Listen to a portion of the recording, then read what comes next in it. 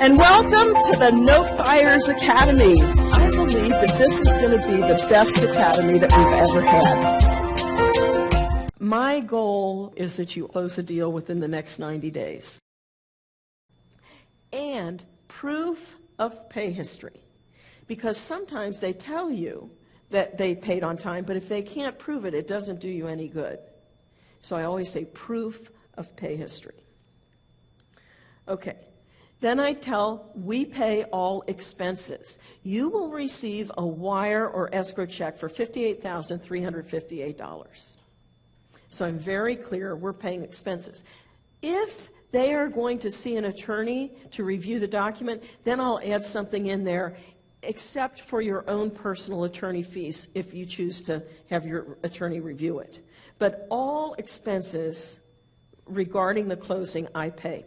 I find that to be a very good selling point because some people like to nickel and dime the note seller, and that scares them because they don't know what they're really going to receive. So I think it's very important to give them a bottom line number.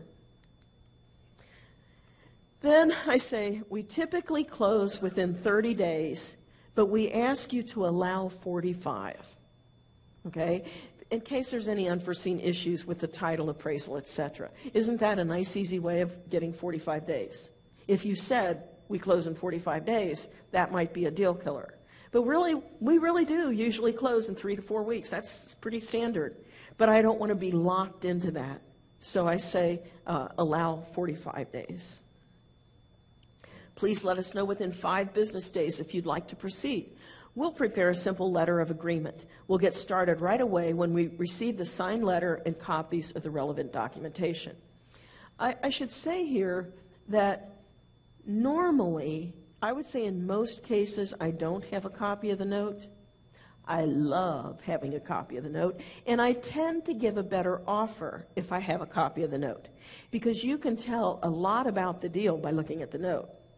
You know, does it say Rocket Lawyer at the bottom of it? You know, I got one like this week. No kidding, it said Rocket Lawyer document. And so it allows me to know if this was done professionally or if they knew what they were doing or what was what. I have to tell you something funny that happened. People like to play attorney, and I'm probably more guilty of this than anybody. But so we were looking at this note. This was Jean's note. And apparently the buyer said, I'll prepare the deed. I'll get something off the internet and prepare the deed. So Jean sends me the deed and the note. And we looked at that deal. I said, Jean, I don't get what's happening here. This is the weirdest thing I've ever seen. This guy, on top of other things that had happened, like he had bought it from, I don't even remember all the things, but there were several things that had gone on over 10 years that were a question in and of itself. But then on the deed, it said that the note seller had retained a life estate interest in the property. He sold the house, it was a mobile home and a lot. He sold it to them, carried back a mortgage, and he kept a life estate interest. That means that he can live on the property, that he has the rights to those properties for as long as he lives. Now, why would he sell them the place but keep all the interest? Like, at first it was an automatic, we're not doing this is really bad. But then when we talked to him, we found out that what had happened was this gal downloaded a deed, and she didn't know what that meant. She thought that was just a standard clause. And so she just left it in there because she didn't know any better. And so we were going to take it out. It ended up we did not do that deal because the value was just not there. It was not. I really do believe that there was some side stuff going on there. They had said it was worth $45,000, and our appraisers, we could hardly get insurance on it, and I think our appraiser said it was only worth $25. 20? Oh, that's that one.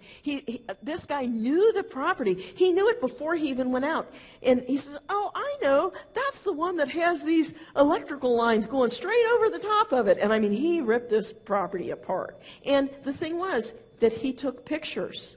And there was a tool like a covering, like a carport covering, and it was all falling apart and all this stuff. I mean, it was in bad shape. And at first I thought that I just got a bad appraiser, but when he showed me the pictures and everything, it was real. It was real. But anyway, so you never know until you start getting into it. What makes the academy are the people who come. Okay, thank you.